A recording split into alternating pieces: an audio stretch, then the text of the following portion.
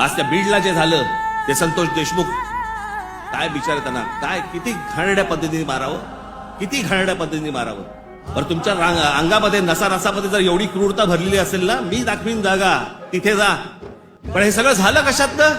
त्या विंडमिल, तिकडची ऍश, तो तिकडचा जो काय प्रकल्प त्याच्यातनं निर्माण होणारी जी काही ती राख आहे. म्हणजे मी आजपर्यंत ऐकलं होतं की राखेमधनं फिनिक्स पक्षी उभारी घेतो.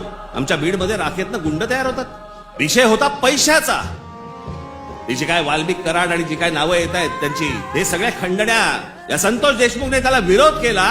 उद्या तिथे संतोष देशमुख नसता, दुसरा कोणी असता तरी त्यांनी हेच केलं असतं. विषय होता पैशांचा, विषय होता खंडणीचा, विरोध होता खंडणीला विरोध करणाऱ्यांचा.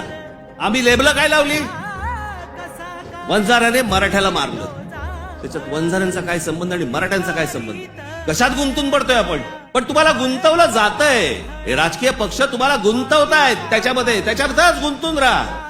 आमच्या मुलांच्या शिक्षणाचा विचार करू नका, विषय आणू नका. आमच्याकडे रोज शेतकरी आत्महत्या करतायत. आता दिवसाला 7 आत्महत्या होतात दिवसाला शेतकऱ्यांच्या. पाहू नका. आमच्याकडे रोजगार निर्माण होत नाहीये, लक्ष देऊ नका त्याच्याकडे. असंख्य मुलं आणि मुली मराठवाडा सोडून पुण्याकडे येत आहेत. दुर्लक्ष करा त्या गोष्टींकडे. आम्ही कशात अडकवलंय त्यांना? सगळ्यांना जातीपातीमध्ये अडकवलेलं आहे.